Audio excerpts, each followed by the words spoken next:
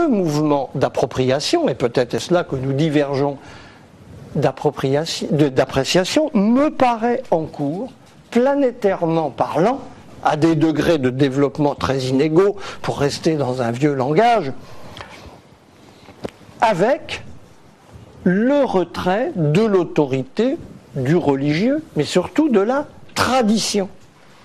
Un retrait de la tradition qui va de pair avec l'installation de l'occidentalisation intellectuelle, commerciale, scientifique, capitaliste, technique, qui inévitablement amène avec elle une autre représentation de ce qui est effectuant et constituant dans la vie collective. À cet égard, la confucianisation, pour aller vite, du communisme chinois ne l'empêche pas, ne va pas l'empêcher d'être jugé de plus en plus à l'aune de, non pas de critères traditionnels, mais bel et bien des bénéfices pour la collectivité jugés en des termes très différents de la légitimité, de l'installation et de l'antériorité dont il peut encore aujourd'hui se parer. Cette appropriation ne saurait en aucun cas définir une unique manière d'être. Cela, c'est le fantasme occidental, précisément. C'est le narcissisme d'un universel agressif et abusif qui étend prévaloir tel qu'il est partout, immédiatement.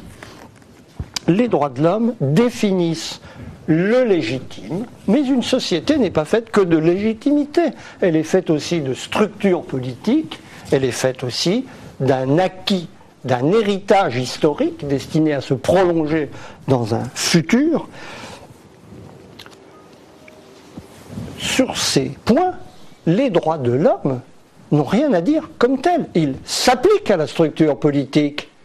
Ils définissent une manière de lire l'héritage historique et de vouloir le prolonger en direction du futur. Mais ils ne disent pas ce qui doit sortir de cette application. En réalité, la sphère du légitime est une sphère limitée qui laisse en dehors d'elle, quand elle est bien comprise, une part énorme de l'expérience collective, ce pourquoi la planète des droits de l'homme, à supposer qu'elle advienne, comme je tends à le croire, ne sera pas une planète uniforme, comme François Julien me reproche discrètement de le suggérer, sans tout à fait me l'accorder. Je précise bien que telle n'est pas du tout la vue qui découle de l'image des droits de l'homme que je propose, bien compris, remis à leur juste place, dont nous les avons fait sortir.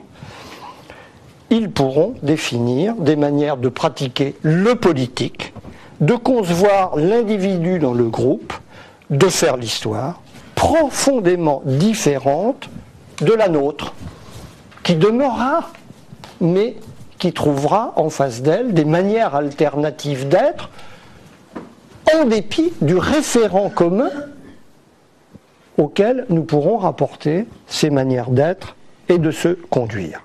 Avec une référence commune, l'écart des voies culturelles persistera, voire s'approfondira.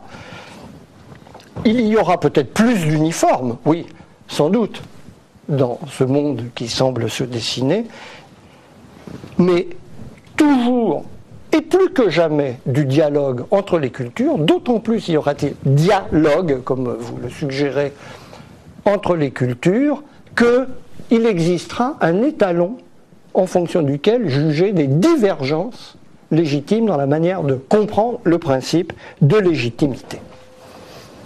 Réponse de François Julien. L'ancien d'avoir suscité cette rencontre. Et merci à vous, Marcel Gauchet, d'avoir engagé le débat de cette façon. Et je crois de permettre d'avancer un peu dans ce chemin difficile des droits de l'homme et de tout ce qui entraîne avec lui. Alors, si je résume brièvement ma position, mais en tenant compte de ce que vous avez dit, je partirai d'abord de clarification très simple concernant l'universel, puisque la question posée, c'est quel universel pour les droits de l'homme, en rappelant simplement qu'il faut distinguer entre un sens du nécessaire et un sens de l'empirique. Et je crois qu'il y a une ambiguïté qu'il faut lever au départ. Universel signifiant deux choses, soit ce qu'on constate être toujours ainsi, ou ce qu'on pense devoir être ainsi. Distinction classique de la philosophie, mais qu'il faut rappeler parce que je crois que cette ambiguïté se maintient dans la question de l'universel des droits de l'homme. Est-ce un universel parce que progressivement tout se trouve devenir ainsi, ou est-ce un universel de prescription, de devoir être, de nécessité, telle que la philosophie en a établi pour nous l'exigence. La philosophie et la science. Premier point. Par rapport à quoi je dirais,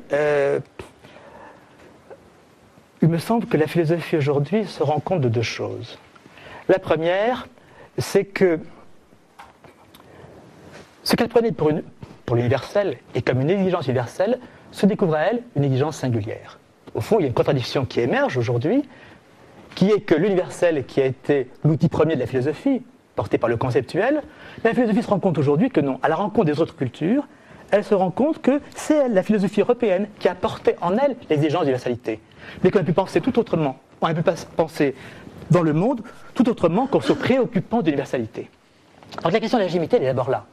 Est-ce qu'il est légitime de poser l'universel comme horizon de la pensée? L'universel, le conceptuel et la science qui va avec.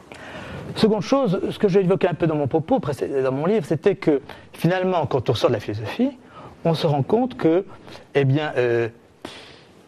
l'avènement européen de l'exigence d'universalité est elle-même très chaotique, très composite. Elle est faite de fragments très divers, très hétérogènes.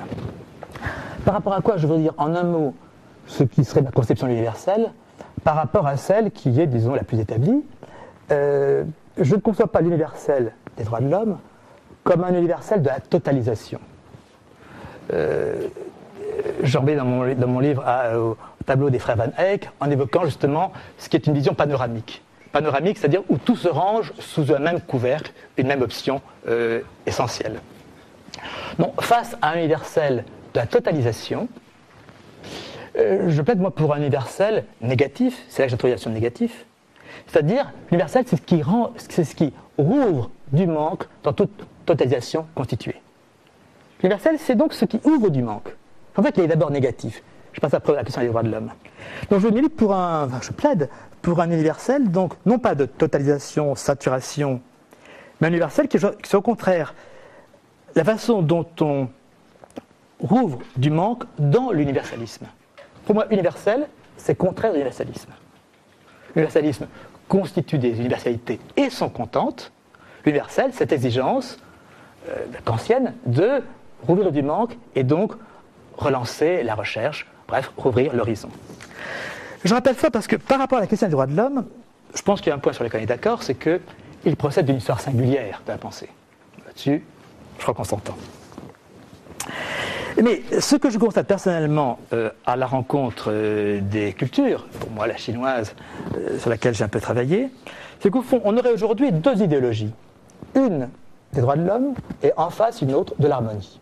Si je vais à la louche, n'est-ce pas, en pan comme ça de généralité. C'est-à-dire plus précisément une idéologie de l'effraction, de l'émancipation, les droits de l'homme, faisant abstraction, donc isolant l'individu de tout contexte. Vous l'avez dit, familial, mais aussi de groupe, voire cosmique. On isole l'homme de tout ce qui pourrait l'entourer, on en fait les droits de l'homme. Donc logique d'effraction, d'émancipation. Face à quoi, me semble-t-il, il y a aujourd'hui répandue dans le monde une autre idéologie de l'harmonie, c'est-à-dire de l'intégration. C'est-à-dire qu'au fond, on prend l'individu humain, mais intégré dans un contexte qui est un contexte animal, qui est un contexte clanique, qui est un contexte familial, qui est un contexte cosmique. Je veux dire, au fond, quand on parle aujourd'hui du réchauffement de la planète, des soucis écologiques, quelque part, cette dimension écologique ou cosmique nous revient. Elle nous revient même un peu fortement parce que c'est effectivement quelque chose que l'Europe a laissé de côté au profit d'une promotion de l'individu humain.